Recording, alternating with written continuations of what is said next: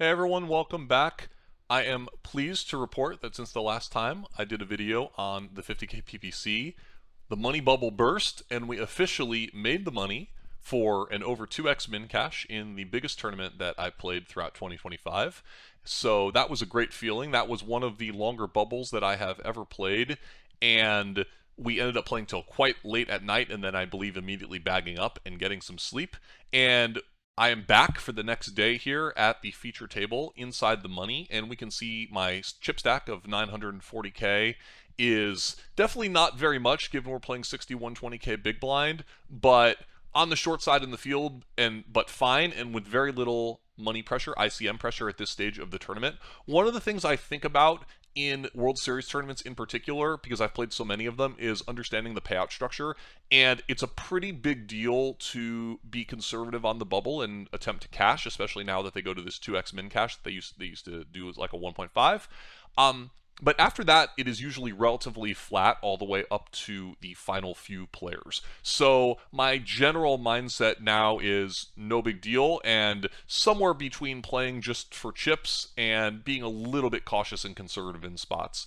And we'll see that kind of come into effect here in this hand, as we are going to look at a Deuce-to-Seven Triple Draw hand that I play as one of the first hands on the feature table of a new day here.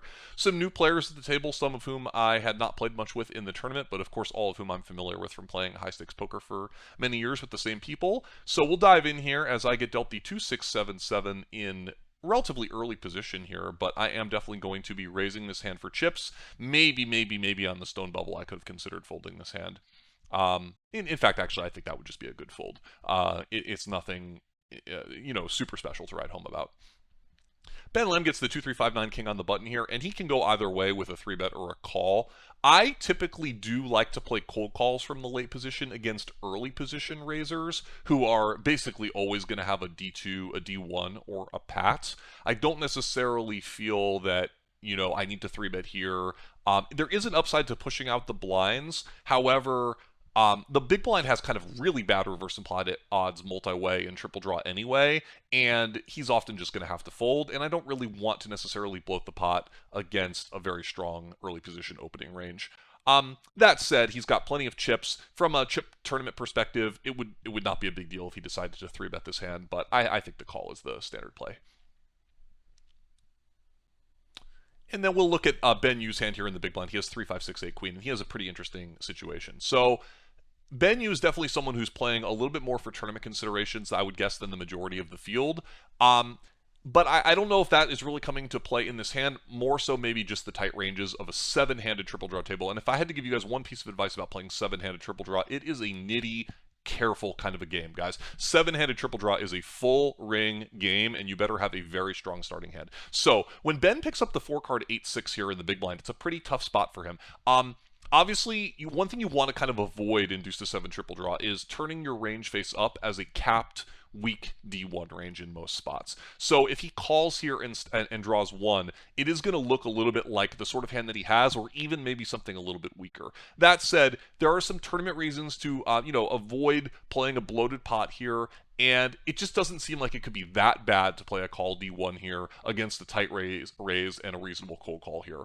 So I do think that it's just one of those hands where it's just not making a lot of EV either way. In a cash game environment, you might want to avoid kind of turning your range face up as a little bit too weak. And let's just go ahead and use, this hand is not going to have a ton of analysis tools that I can really employ, but we can take a look at StudFlopDraw's alpha tool just to look at some of the preflop hands based on their ranked starting hands chart.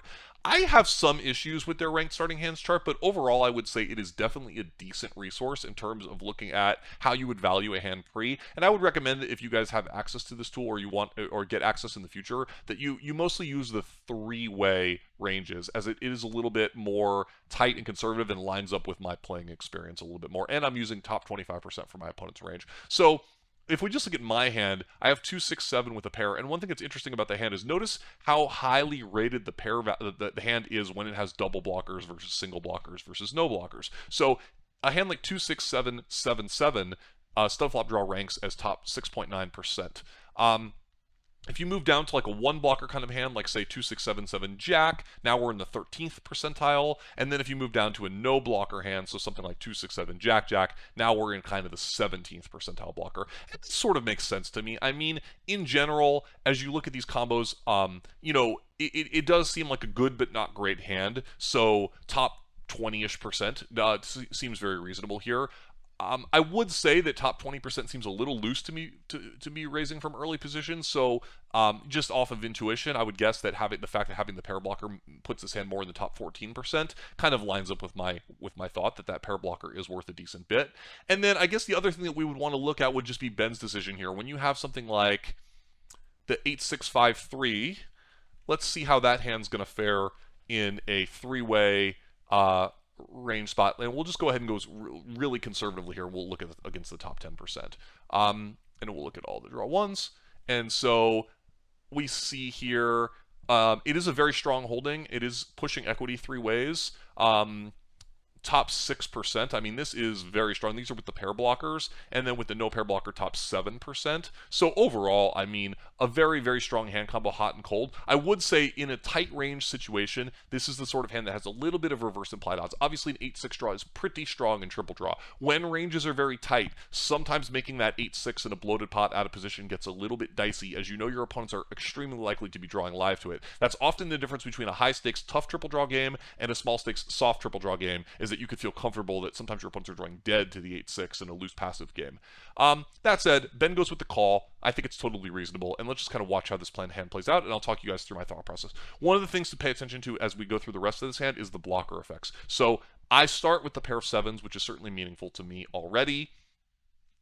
When Ben draws one out of the big blind, of course, I'm weighting his range a little bit towards a weaker type of hand, but I also know that he's not going to have anything truly awful here. He's always going to have something reasonable, and sometimes they'll have a sneaky good hand here, like a 3-4-5-7 type of combo makes some sense, where they're trying to spike the deuce, and then every now and then you'll also just run into a player type who believes that it's worth like the deception value of just flatting a wheel draw here. I don't necessarily think that that's a good play, but it is something you want to be aware of. So it goes 1-2-2, and I pair sixes, and it would immediately be a little bit of a difficult spot for me had Ben led out here, but I think I would have to call with my double blockers and a D2 behind me.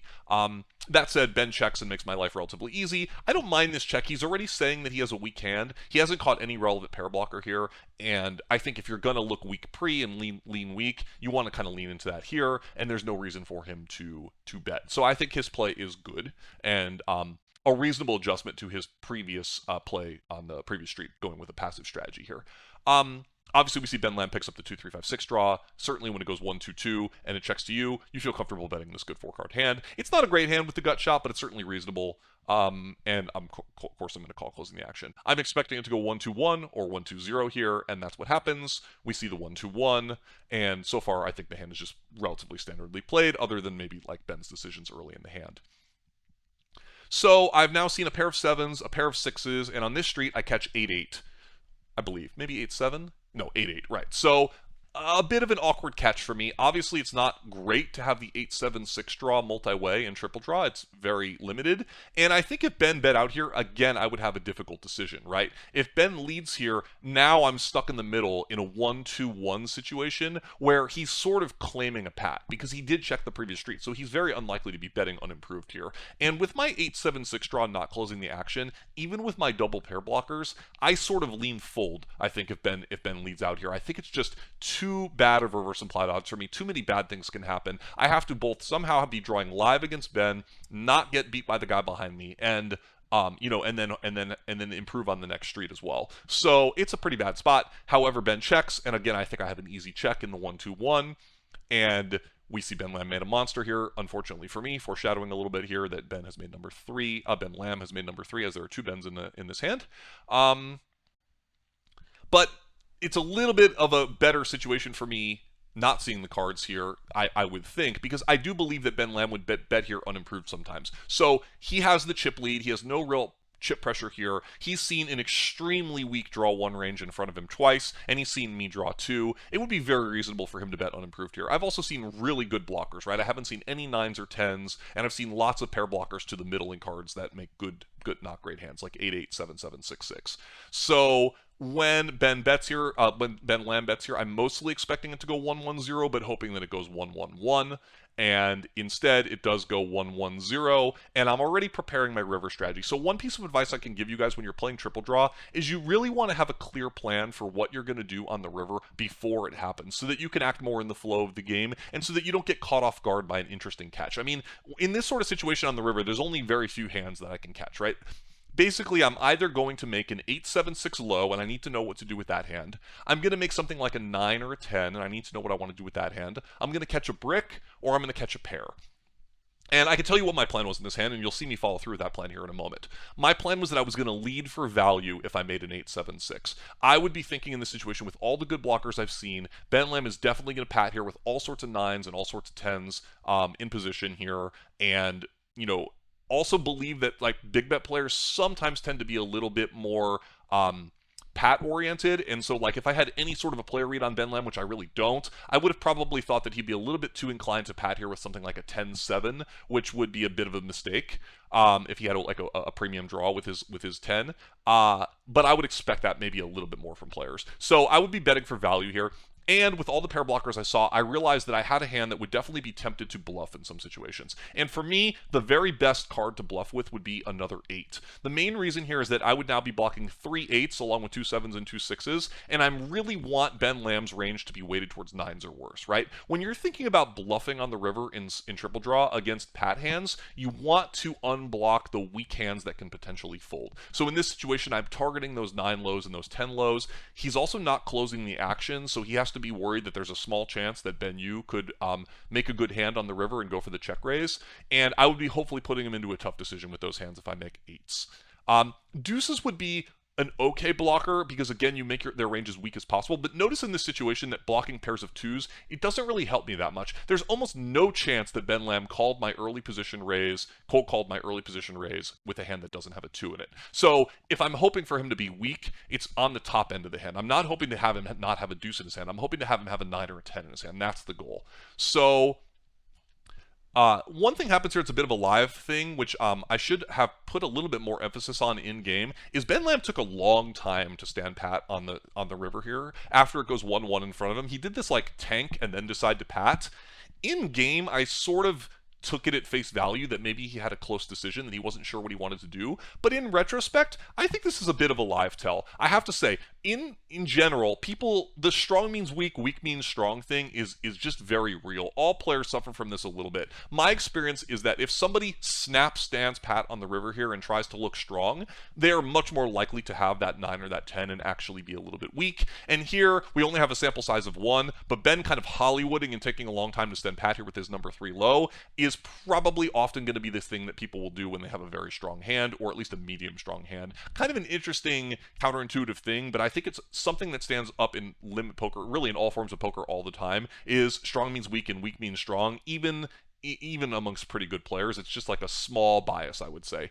Anyway, I don't pay that much attention to that stuff when I'm playing live. I am just trying to kind of play the value of my hands, and I do catch the 8. So I caught the card that I was planning on betting, and we see Ben Yu catches a pair of 3s, and he decided to check, and unfortunately for me, because if he would have somehow decided to bluff here, I would have been able to save the bet and probably fold, and I came out betting as I had intended to do, and of course Ben Lamb raised, as I would with his hand as well, and you're going to see me fold because I have a very weak hand, and at this point the jig is up, guys. I mean, he's basically always going to have a super monstrous hand here, or a really weird bluff, but I won't even be able to beat his really weird bluffs. Like, he's going to have like some sort of like really good low paired hand with like 6s or something, and I'm certainly not going to 3-bet bluff with the blockers I've seen. It just makes it so likely that he has a 7. So kind of a no-brainer for me, unfortunately, and I lose another big bet and lose half my stack in the first hand at the stream table, but a bit how the hand have all gone for me on the stream table, just me running into a very, very strong hand. But I'm satisfied with my play in this hand. I think that the blockers I saw,